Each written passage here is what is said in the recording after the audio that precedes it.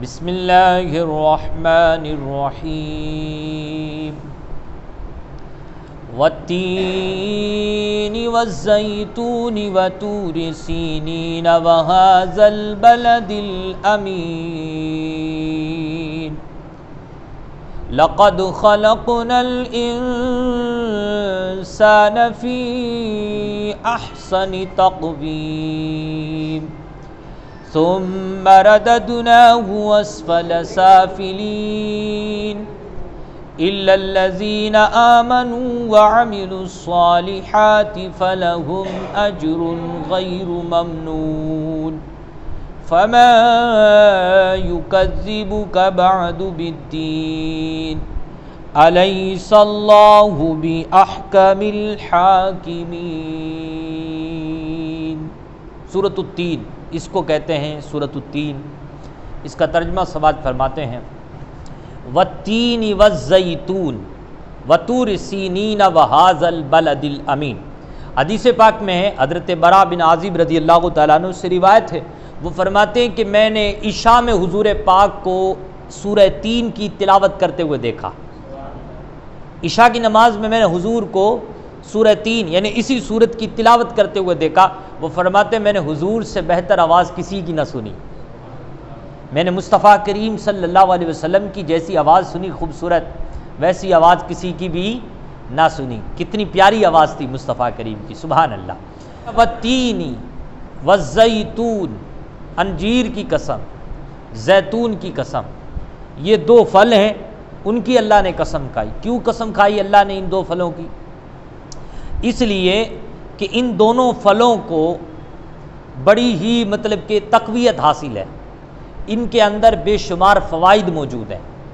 انجیر ہے تو یہ انسان کے جسم کو فربا کرتی ہے اور بلغم کو ختم کرتی ہے، اور مثانوں کے اندر جو ریت ہوتا ہے یا جو دانے ہوتے ہیں یا جو فنسیاں ہوتی ہیں اس کو یہ ختم کرتی ہے۔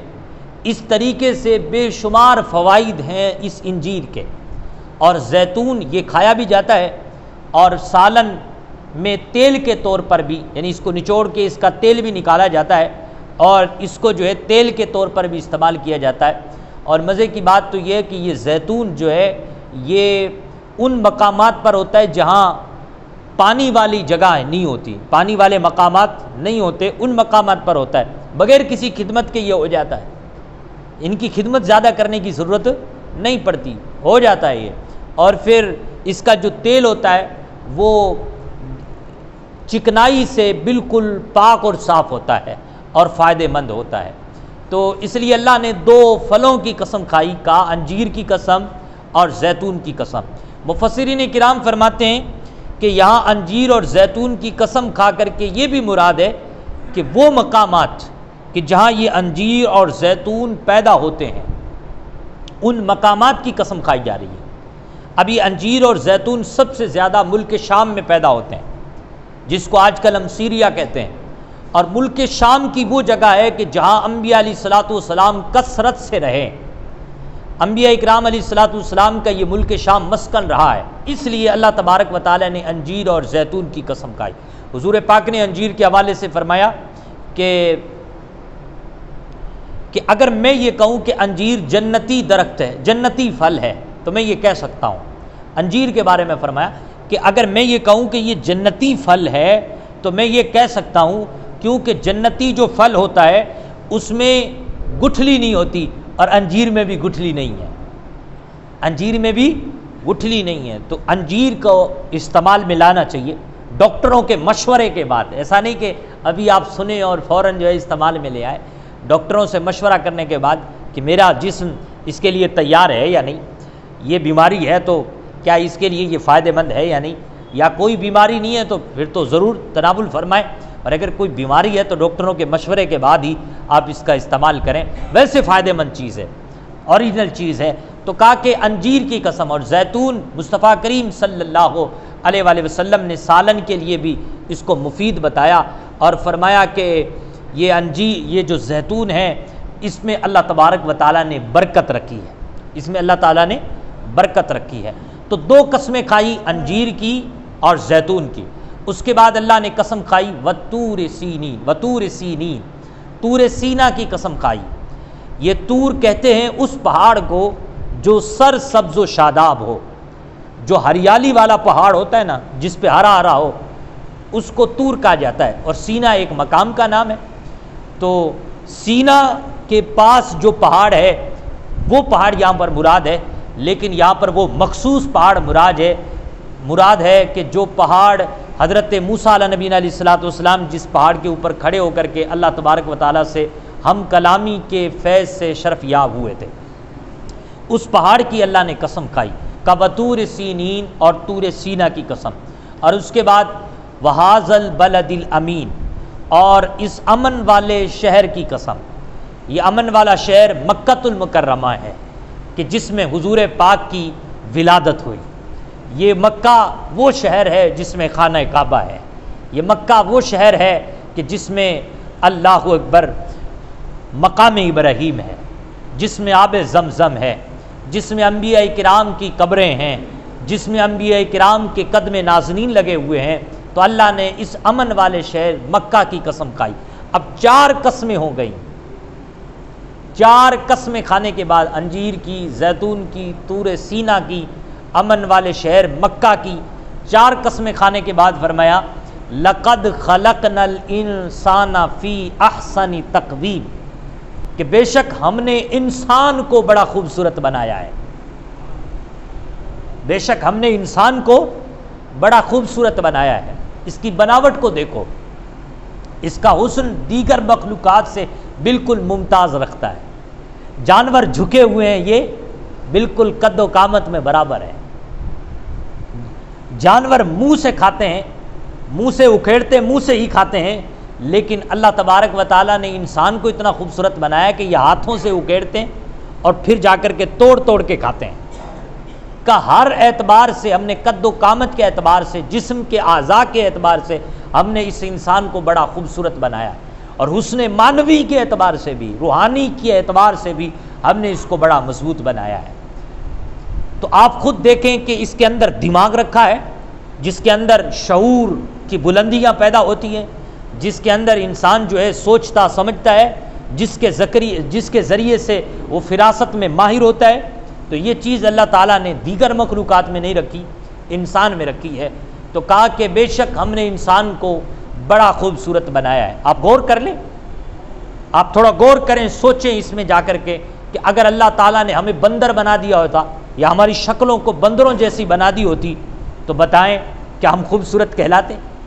وہ تو قادر ہے نا، بندر کو بنانے والی ذات بھی تو اللہ کی ہے، جانوروں کو بنانے والی ذات بھی تو اللہ کی ہے، لیکن اللہ نے ہماری شکلیں ان مخلوقات جیسی نہیں رکھی، اللہ نے ہماری شکلیں اور ہمارا حسن بالکل نکھرا ہوا رکھا ہے۔ یہ اللہ تبارک و تعالیٰ کی قدرت کا ہم اندازہ لگا سکتے ہیں اس بات سے۔ تو اللہ نے فرمایا 4 قسمیں کھانے کے بعد میں کہتا ہوں ذرا غور کر لو اس بات کو، بات بہت بڑی ہے۔ تم اپنے آپ کو پہچان لو، خدا کو پہچان لو گے۔ تم اپنے آپ کو پہچانو، اپنے جسم کو پہچانو، اپنی آنکھوں پر غور و فکر کرو، اپنے ہاتھوں پر غور و فکر کرو، اپنے چلنے پر غور و فکر کرو، اپنے آپ کو پہچانو، خدا کو پہچانو گے تم۔ اس لیے میں 4 قسمیں کھا کر کے کہتا ہوں بے شک ہم نے انسان کو بڑا خوبصورت بنایا ہے۔ کہتے ہیں کہ ایک شخص گزرا ہے جن کا نام تھا عیسیٰ بن موسیٰ۔ ایک بڑا پیارا واقعہ بعض مفسرین نے لکھا ہے کہ عیسیٰ بن موسیٰ ایک شخص تھا جو ابو منصور خلیفہ کے مخصوصین میں سے تھا۔ یہ اپنی زوجہ سے بڑا پیار کرتا تھا۔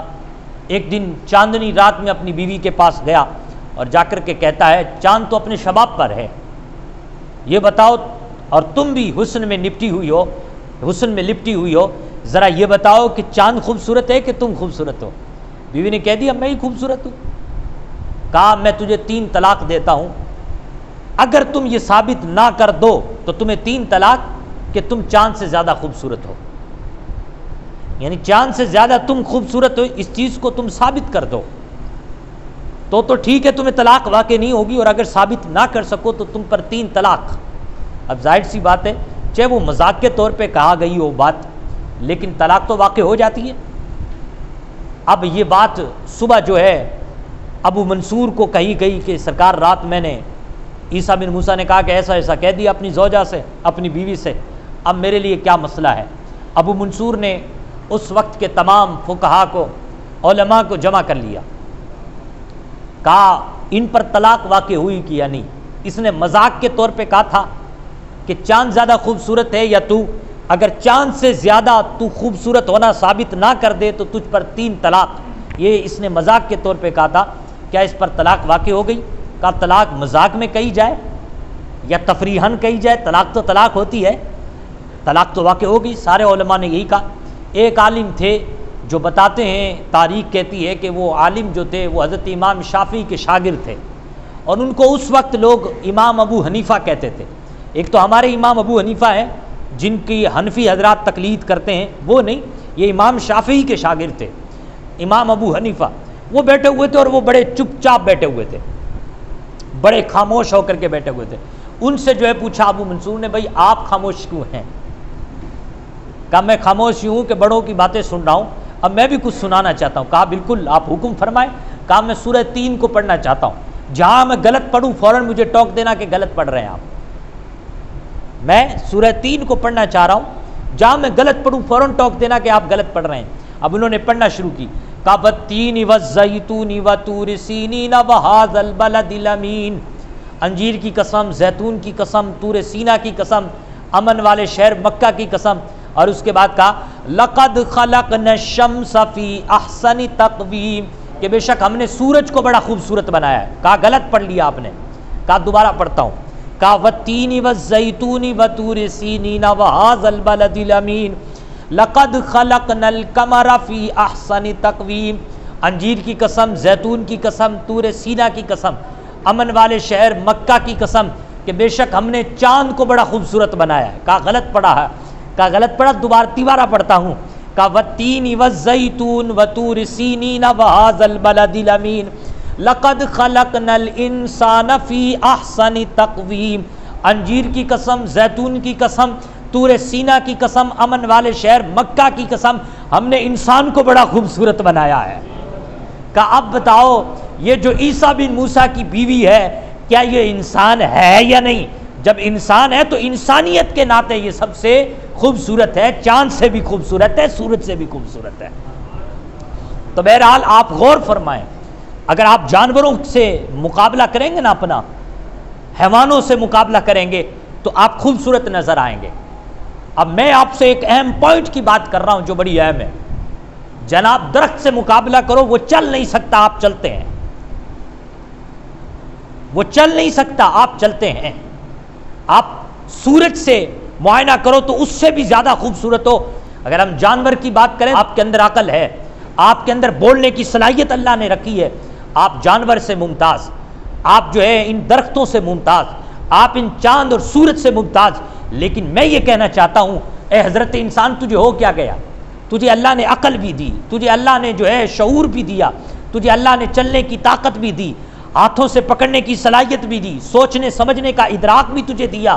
لیکن جب یہ چیزیں جو ہیں درخت، اسے مصطفیٰ کریم اپنی طرف بلاتے ہیں، حدیث میں ہے کہ درخت چل کر کے حضور کی بارگاہ میں آتا ہے۔ جب ڈوبے ہوئے سورج کو حضور انگلی کے اشارے سے بلاتے ہیں تو یہ ڈوبا ہوا سورج واپس چل کر کے آتا ہے۔ جب چاند کی طرف اشارہ کرتے ہیں تو اس کے بھی 2 ٹکڑے ہوتے ہیں۔ جب مصطفیٰ کریم مٹی کی طرف اشارہ کرتے ہیں، کنکریوں کی طرف، وہ کنکریاں بھی حضور کے اشارے سے بولتی ہوئی نظر آتی ہیں۔ ایک یہ انسان ہے جسے اللہ نے خوبصورت بنایا ہے کہ حضور پاک صلی اللہ علیہ وسلم کے فرمان کے مطابق مؤذن 5 وقتہ یہ صدا دیتا ہے، حی علی الصلاۃ، اے انسانوں کی جماعت آؤ نماز کے لیے، اے انسانوں کی جماعت آؤ کامیابی کے لیے۔ درخت تو بات حضور کی مانے، پتھر تو حضور کی بات مانے، جانور تو حضور کی بات مانے، لیکن انسان نہ مانے۔ کتنا بڑا ناشکر ہے یہ انسان۔ ذرا غور تو کر کہ خدا نے تجھے بنایا کیا ہے اور تو کیا کر رہا ہے۔ اور اگر تو یہی چال چلتا رہا اور یہی رخ تو نے اپنایا رکھا اور اسی زاویے پر اور اسی طریقے پر تو چلتا رہا تو پھر اللہ نے آگے فرمایا ثم رددناہ اسفل سافلین۔ اگر تو نافرمانی میں جیتا رہا، اگر تو خدا کے قہر کو مول لیتا رہا، اگر تو خدا کے غضب کو دعوت دیتا رہا، اگر تو خدا کی نافرمانیاں کرتا رہا تو پھر میں تجھے جہنم کے سب سے نچلے طبقے میں پھینکوں گا. ثم رددناہ اسفل سافلین، پھر میں وہاں تجھے لوٹا دوں گا جہاں تیری دھکترنی ہونی ہے، جہاں تجھے جو ہے جمار کیا جانا ہے، جہاں تجھے مارا جانا ہے، جہاں تجھے جلایا جانا ہے. اس لیے انسان سوچ اور خدا کی فرمانبرداری کی طرف آ. اور بعد مفسرین نے کہا کہ اس سے مراد یہ بھی ہے کہ یہ انسان جو اتنا خوبصورت ہے اعضاء کے اعتبار سے، قد و قامت کے اعتبار سے، اس انسان کو بڑھاپے کی طرف بھی آنا ہے. جانوروں کے مد مقابل یہ کمزور ہو جاتا ہے، یہ کسی کام نہیں رہتا. بڑھاپے میں آپ اور ہماری کیا حیثیت ہے؟ اگر ہم پر بڑھاپا چھا جائے ہم کسی کام نہیں رہتے، 10 کلو وزن بھی نہیں اٹھا پائیں گے، ہم سے لوگ بات کرنا بھی پسند نہیں کریں گے، ہمارے پاس لوگ بیٹھنا بھی پسند نہیں کریں گے، یار بڈھا پکاتا ہے یہ. لیکن جانوروں کی اہمیت رہتی ہے اس وقت بھی. جانور بڑھاپے میں بھی دودھ دیتا ہے، وہ گوشت کے کام آتا ہے، سواری کے کام آتا ہے. لیکن ہمارا بڑھاپا بیکار ہے. ہمارا بڑھاپا کبھی سر دکھ رہا ہے تو کبھی سینہ دکھ رہا ہے تو کبھی کمر دکھ رہی ہے. ہم کسی سے کہیں گی بھی اپنی تکلیف تو وہ سننا بھی پسند نہیں کرتا. تو کہا اسی انسان کو جو ہم نے خوبصورت بنایا ہے، ایک لمحہ اس پر ایسا بھی آتا ہے جو بڑا جو ہے اسفل من السافلین، بالکل نچلا حصہ ہے جس میں انسان کب ہو جاتا ہے، ڈھل جاتا ہے، کمزور پڑ جاتا ہے، اور وہ بڑھاپا ہے. ایک وہ بڑھاپا جو فاسق کا ہے، ایک وہ بڑھاپا جو مومن کا ہے، ایک وہ بڑھاپا جو حضرت کافر کا ہے. ان میں فرق ہے. لیکن بڑھاپا کمزوری کے اعتبار سے تو سب پر برابر ہے. ایسا ہے کہ جو نماز نہیں پڑھتا، اگر اس پہ بڑھاپا آیا تو اس کا بھی جسم درد کر رہا ہے، اس کے بھی ہاتھ پاؤں کام نہیں کر رہے، اس میں بھی کمزوری آئی ہے. تو جو نیک اعمال کر رہا ہے مومن، اس پر بھی جو ہے یہ کمزوری آئی ہے. لیکن فرق کیا ہے؟ اس کا بڑھاپا عظیم کیوں ہے اور اس کا بڑھاپا گرا ہوا کیوں ہے؟ یہ حضرت کافر اور حضرت فاسق جو ہیں، یہ جو انسان ہیں، ان کا بڑھاپا افسوس والا کیوں ہے اور نیک مومن کا بڑھاپا عزت والا کیوں ہے؟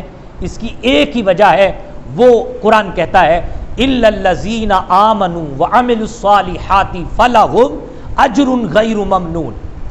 ہاں وہ لوگ جو نیک اعمال کرتے رہے ایمان لانے کے بعد، اس کے لیے تو ان کے رب کے پاس بے انتہا ثواب ہے. ان کے لیے جہنم نہیں ہے، جنت ہے.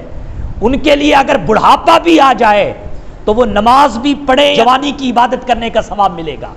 لیکن یہ تبھی ملے گا جب یہ بوڑھا حضرت جوانی میں خدا کی عبادت کرتا ہوگا، یہ بوڑھا جوانی میں قرآن پڑھتا ہوگا، یہ جوانی میں کتابیں پڑھتا ہوگا، یہ جوانی میں ماں باپ کی خدمت کرتا ہوگا.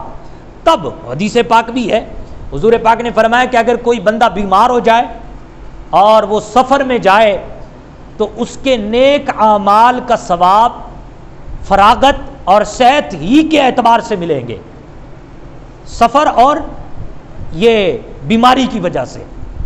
حدیث کہتی ہے کہ اگر تم بوڑھے بھی ہو گئے اور تم جوانی میں عبادت کرتے تھے اور بڑھاپے کی وجہ سے تم رکوع بھی صحیح نہیں کر پا رہے، سجدہ بھی تم صحیح نہیں کر پا رہے، لیکن جوانی میں تم نے خدا کو یاد کیا تھا، تو تمہارا بوڑھے پن میں اللہ کو یاد کرنا ایسے ہے جیسے کہ جوانی میں خدا کو یاد کرنا. لیکن یہ اور بوڑھوں کے لیے نہیں ہے، یہ ان بوڑھوں کے لیے ہے جو جوانی کو جوانی دیوانی کے نام سے یوں بازاروں میں رونتے نہیں تھے. جوانی دیوانی ہے یہ کہہ کر کے فلمیں نہیں دیکھتے تھے بلکہ قرآن پڑھتے تھے. جوانی دیوانی ہے یہ کہہ کر کے وہ بائکوں پر اور وہ چوراہوں پر اور چھکوں پر گھومتے پھرتے تھے. ان کے لیے نہیں ہے یہ ان کے لیے ہے جو اپنا رخ مسجد کی طرف کرتے تھے. تو اے جوانوں، ابھی وقت ہے، آپ بھی جوانی میں اللہ کی عبادت کرو. یہ بڑی اللہ تبارک و تعالیٰ سے بہت بڑی نعمت ہے. بڑھاپے میں آپ وہ نہیں کر پائیں گے جو جوانی میں کر گزریں گے.